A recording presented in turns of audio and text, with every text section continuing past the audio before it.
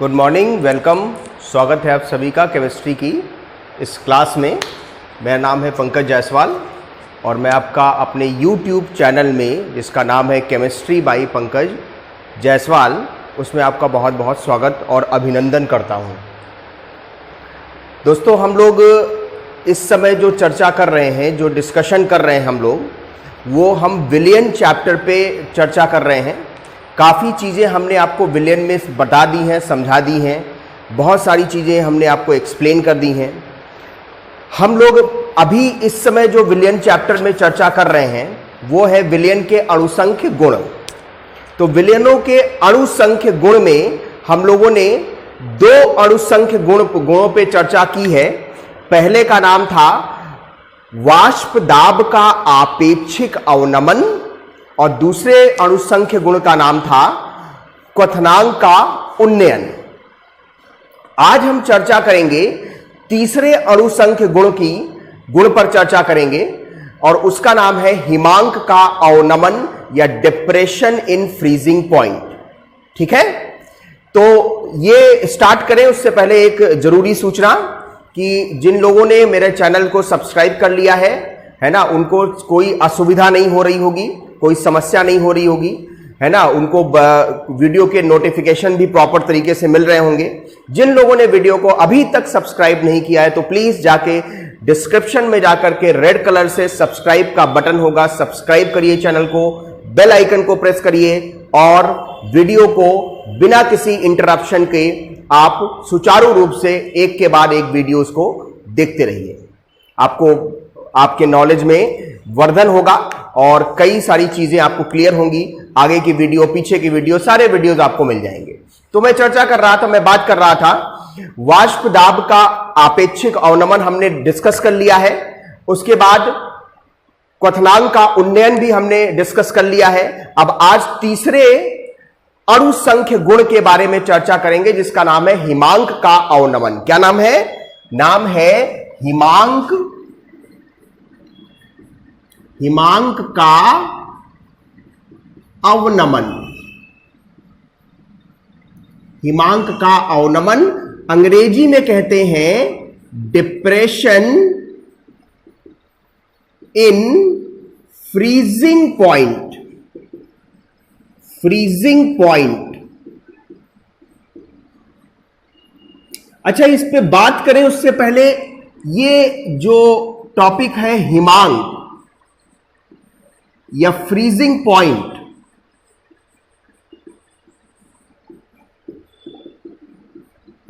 इस पे बात कर लें, हिमांक या फ्रीजिंग पॉइंट पे।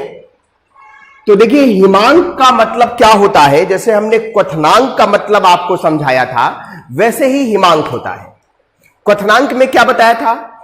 जब किसी द्रव का या किसी विलयन का वाष्प दाब वायुमंडलीय दाब के बराबर हो जाता है तो उस पे विलयन उबलने लगता है, द्रव उबलने लगता है और उस ताप को हम कहते हैं हिमांक। तो इसमें क्या है? इसमें है जिस ताप पर किसी द्रव का वाष्प दाब उसके ठोस अवस्था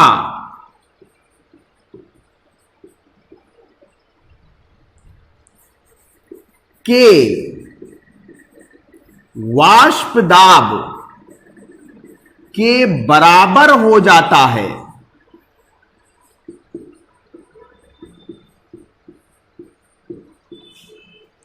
उसे द्रव का हिमांक कहते हैं। हिमांक मतलब फ्रीजिंग पॉइंट, हिमांक कहते हैं। ठीक है, यह क्लियर हुआ। अब आइए बात करते हैं कि जब हम किसी अवाष्पशील पदार्थ को किसी वाष्पशील द्रव में घोलते हैं तो वाष्प दाब पहले से कम हो जाता है, क्वथनांक विलयन का बढ़ जाता है, हिमांक पे क्या फर्क पड़ता है। अब आप समझिए इसको इस कंसेप्ट से कि देखिए ये हमने बंद पात्र लिया, एक बंद पात्र, ये सतह है, इस पे सतह पर सारे अणु विलायक के हैं। किसके हैं? विलायक के हैं।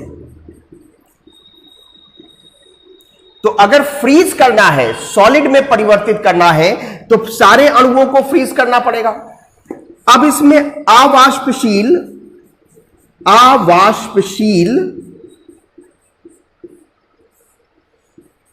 पदार्थ घोल दिया गया, तो ये विलयन में परिवर्तित हो गया।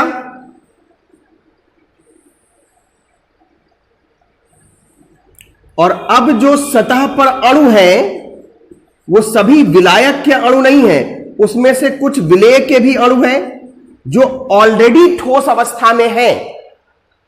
तो जिन अणुओं को ठोस में परिवर्तित करना है, फ्रीज करना है, उनकी संख्या विलायक से कम हो गई। तो पहले की तुलना में कम ताप की आवश्यकता है। अतः जब किसी शुद्ध विलायक को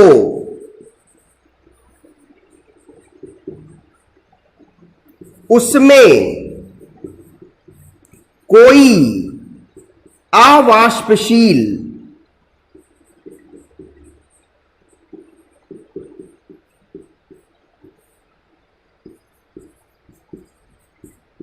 पदार्थ घोलकर विलयन में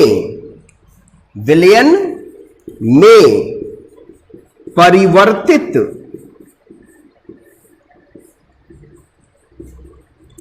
किया जाता है, विलयन में परिवर्तित किया जाता है, तो विलयन का वाष्प दाब घट जाता है, जिससे विलयन का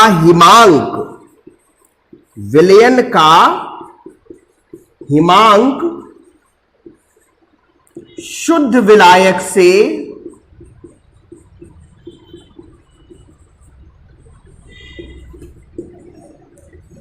कम हो जाएगा। शुद्ध विलायक से कम हो जाएगा। हिमांक में होने वाली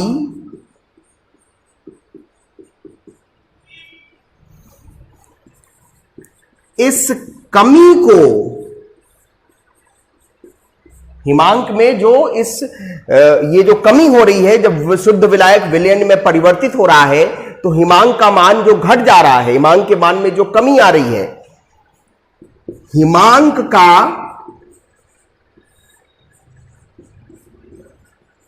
अवनमन, इसे डेल्टा टी एफ से प्रदर्शित करते हैं। हिमांक का अवनमन कहते हैं। मतलब जो हिमांक का अवनमन है, हिमांक का अवनमन मतलब डेल्टा टी एफ से लिख रहे हैं। भाई किसका हिमांक ज्यादा है? जब विलायक को विलयन में परिवर्तित किया तो हिमांक घट गया। इसका मतलब विलायक का हिमांक ज्यादा है, विलयन का हिमांक कम है। तो विलायक के हिमांक में से विलयन के हिमांक को घटाना पड़ेगा, जबकि क्वथनांक के उन्नयन में उल्टा था। विलयन के क्वथनांक में से विलायक के क्वथनांक को घटाना पड़ता था, लेकिन यहां विलायक के हिमांक में से विलयन के हिमांक को घटाना पड़ेगा। तो विलायक का हिमांक TF नॉट माइनस विलयन का हिमांक TSF, तो यह कहलाएगा हिमांक का अवनमन। क्लियर है?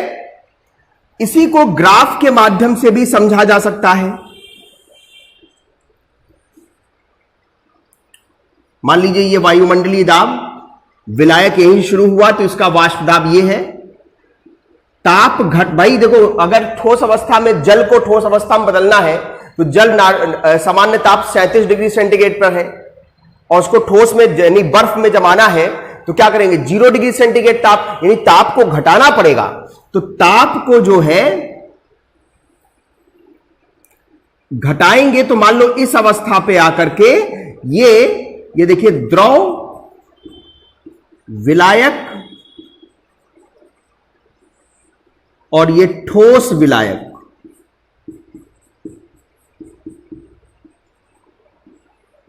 ठोस विलायक, ये ताप घटाया तो इस ताप पर आकर के विलायक क्या हुआ, जमने लगा, यानी T0F है, और विलयन का वाष्प दाब कम हो जाता है तो विलयन का ग्राफ नीचे आएगा। तो यहां कहीं पे आकर के ये जमना शुरू होगा। तो TSF, ये जो डिफरेंस है इसी को डेल्टा TF कहते हैं, और यहां पे जो अंतर आया ये P0 और ये PS, वही चीज कि डेल्टा TF बराबर TF नॉट माइनस TF/S, ये समानुपाती होगा P0 माइनस PS के, जैसे क्वथनांक के उन्नयन में बताया था। नोट करिए पहले इतना।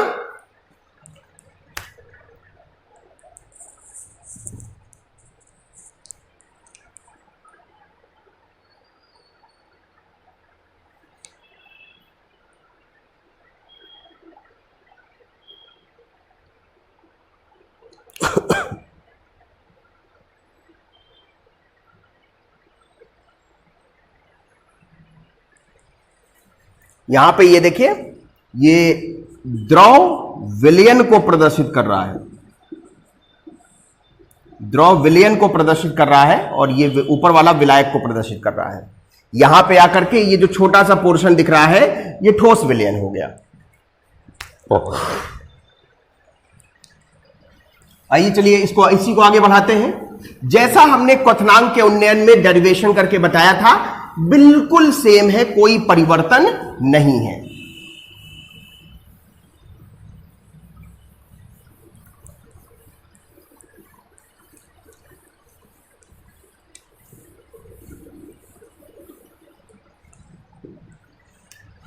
देखिए, तो ये तनु विलयन के लिए जैसे वहां पे किया था, तनु विलयन के लिए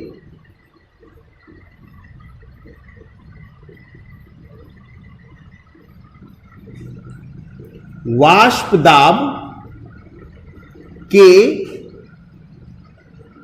दाब का आपेक्षिक अवनमन, वाष्प दाब का आपेक्षिक अवनमन, तो क्या होता है, P0 minus PS upon P0, small n upon capital N। तो स्मॉल n इसको capital W into capital M लिख सकते हैं। तो वही बात फिर से शुद्ध विलायक के लिए, शुद्ध विलायक के लिए अगर हम बात करें तो P0 का मान और M का मान स्थिर होगा। तो ये मान और ये मान हटा दें तो समानुपाती का निशान आ जाएगा। तो P0 माइनस PS समानुपाती होगा small n upon capital W के। और ये समीकरण नंबर 1 से देखें तो ये डेल्टा TF है, small n upon capital W, यानी कि विलेय के मोलों की संख्या बटे विलायक का भार किलोग्राम में। मतलब ये हो जाएगी मोलरता। उससे पहले ये देखिए, चूंकि डेल्टा टीएफ विलेय के मोलों की संख्या पर निर्भर करता है, अतः यह एक अणुसंख्य गुण है। अणुसंख्य गुण है, ये विलयन का एक अणुसंख्य गुण है ना। अब ये देखिए डेल्टा टीएफ का मान समानुपाती होगा किसके? मोललता। मोललता के प्रोपोर्शनलिटी साइन हटाए तो यहां पे एक फिर स्थिरांक आ जाएगा डेल्टा टीएफ, बिल्कुल वैसा ही। वहां पे के भी आता था, यहां पे आएगा के एफ इंटू मोललता। बिल्कुल सब कुछ वैसा ही है। जहां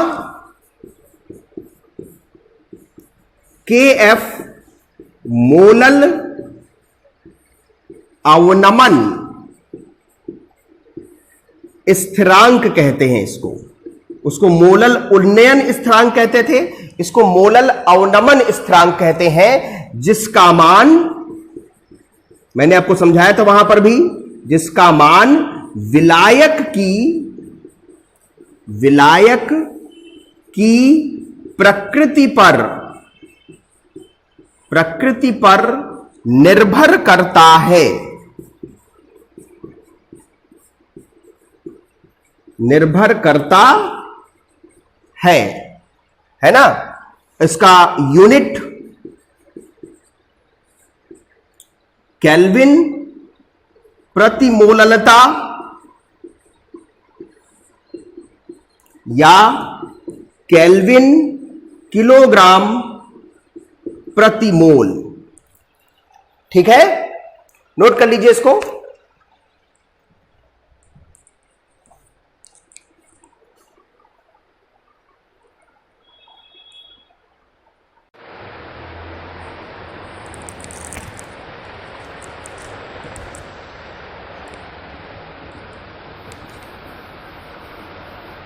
बिल्कुल सेम डेरिवेशन है, केवल थोड़ी थोड़ी चीजें बदल गई हैं, जैसे नाम बदल गया है, टर्म बदल गया है, सिंबल थोड़ा थोड़ा चेंज है, और बाकी सब कुछ वैसा ही का वैसा ही है। अगर इसको केएफ को परिभाषित करना है, मतलब मोलल अवनमन स्थिरांक, मोलल अवनमन स्थिरांक को, इसका एक और नाम है क्रायोस्कोपिक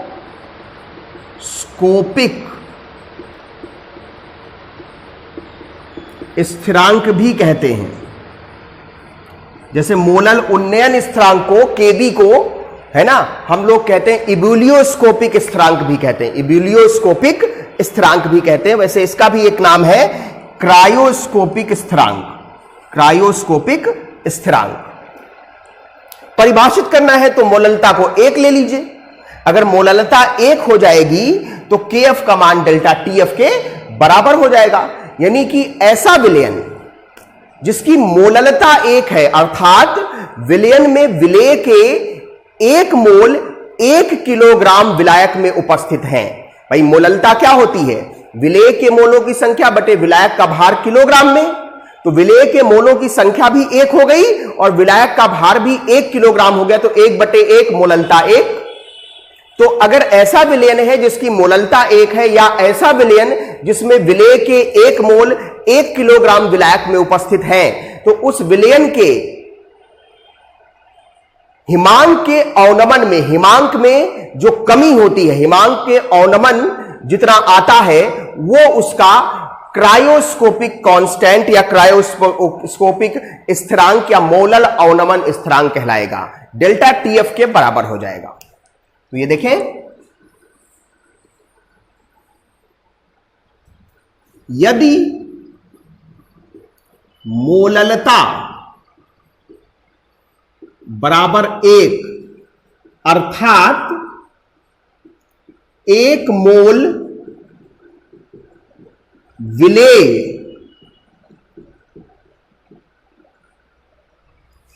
1 किलोग्राम विलायक में विलीन है, तो मोललता 1 हो गई। तो KF का मान डेल्टा TF के बराबर हो जाएगा। ठीक, अर्थात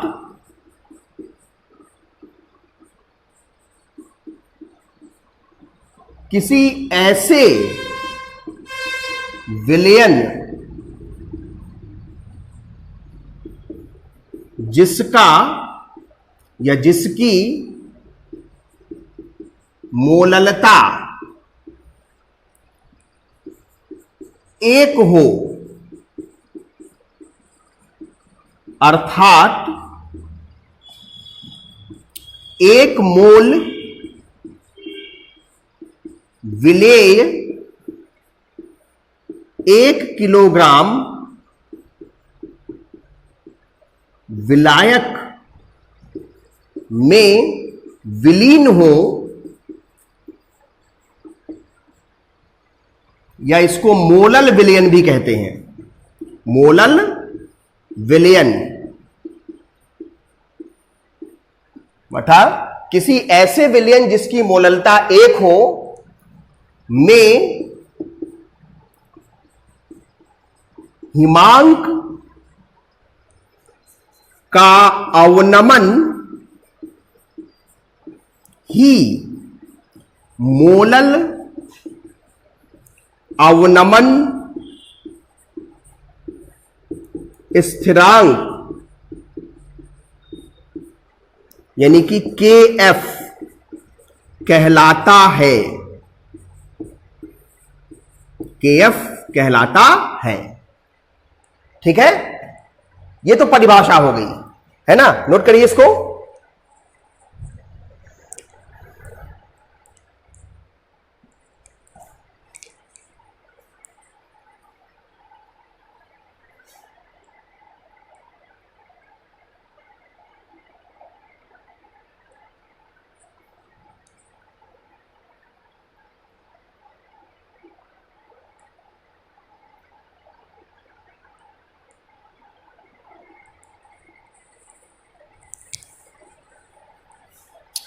अब देखिए, जो KF का मान है, KF का मान हमने आपको बताया कि सिर्फ और सिर्फ विलायक की प्रकृति पर निर्भर करता है।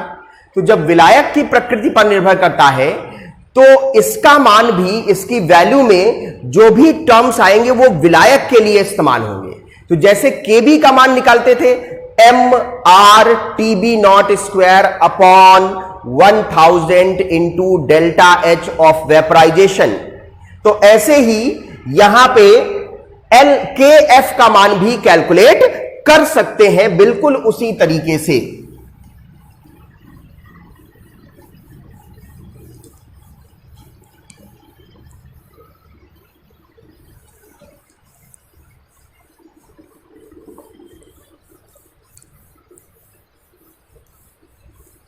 बिल्कुल उसी तरीके से KF का मान भी ज्ञात कर सकते हैं। KF का मान, तो KF का मान होगा mRTF0² अपॉन 1000 इंटू, वहां वेपराइजेशन था, यहां पे फ्यूजन है,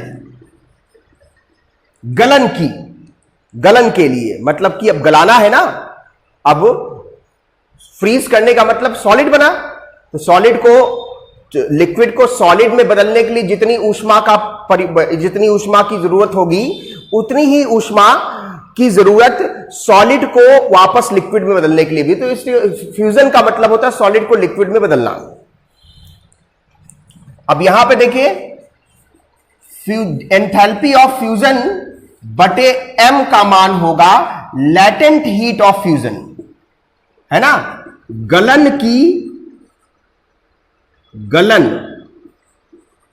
की गुप्त ऊष्मा,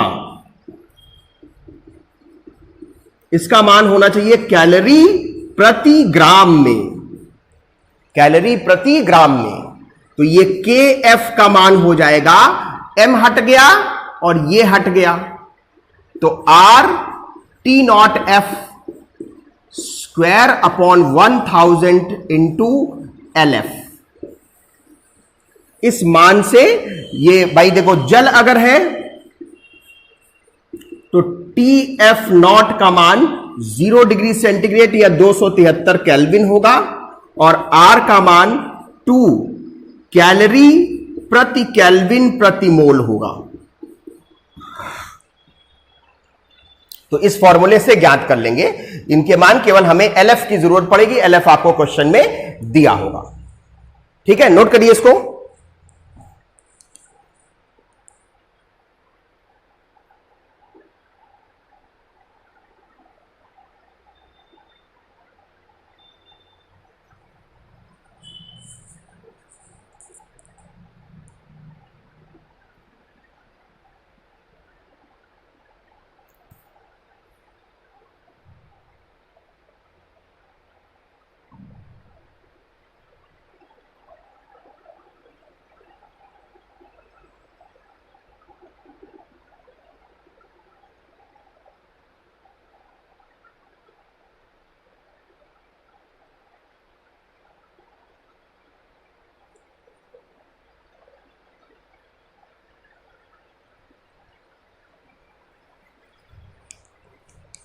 वैसे यहां पे एक बात बता दें हम आप लोगों को कि जो जल है, जल का चाहे मोलल उन्नयन स्थिरांक हो चाहे मोलल अवनमन स्थिरांक हो, जल का केबी और केएफ के मान आप याद रखिए। केबी का मान 0.52 केल्विन किलोग्राम प्रति मोल होता है, जबकि इसका होता है 1.86 केल्विन किलोग्राम प्रति मोल। तो ये जो है जल के लिए है, क्योंकि ज्यादातर क्वेश्चन में ज्यादातर जो सवाल आपको मिलेंगे उसमें विलायक का काम कौन करेगा? जल ही करेगा, है ना। तो इसको नोट कर लीजिए। ये हमने खत्म कर लिया, मोलल अवनमन स्थिरांक के बारे में बताया और हिमांक का अवनमन हमने फिनिश कर लिया, है ना। उम्मीद है आप लोगों को समझ में आया होगा। तो हमने अब तक 3 विलयन के अनुसंख्य गुणों के बारे में चर्चा कर ली है। वाष्प दाब का आपेक्षिक अवनमन, क्वथनांक का उन्नयन, हिमांक का अवनमन।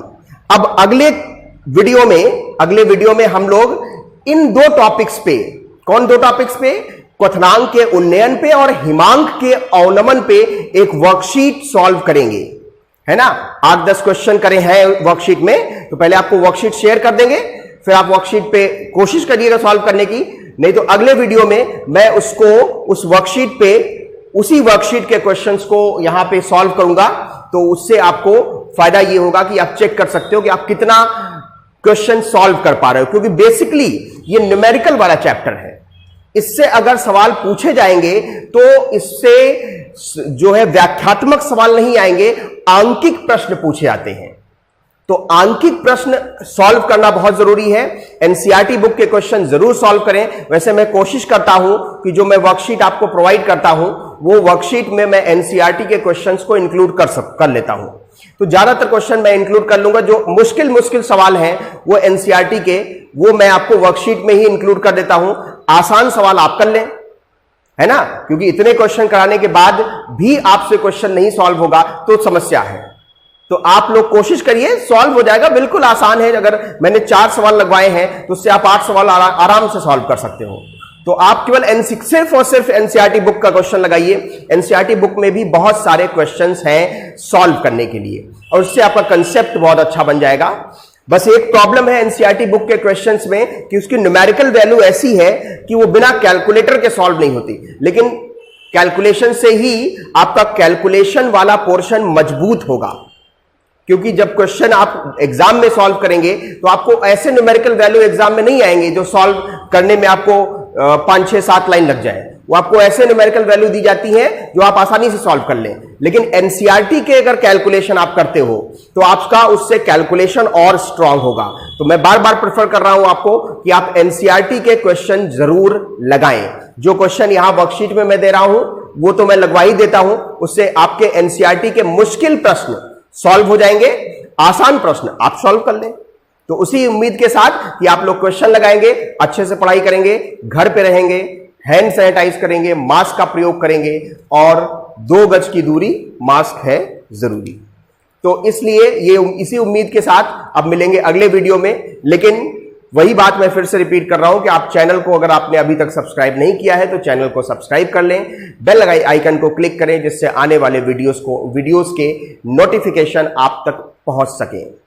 तो इसी उम्मीद के साथ कि आप लोग मेरी बातों का अक्षरशः पालन करेंगे, मिलते हैं अगली क्लास में। तब तक आप लोगों का बहुत बहुत धन्यवाद।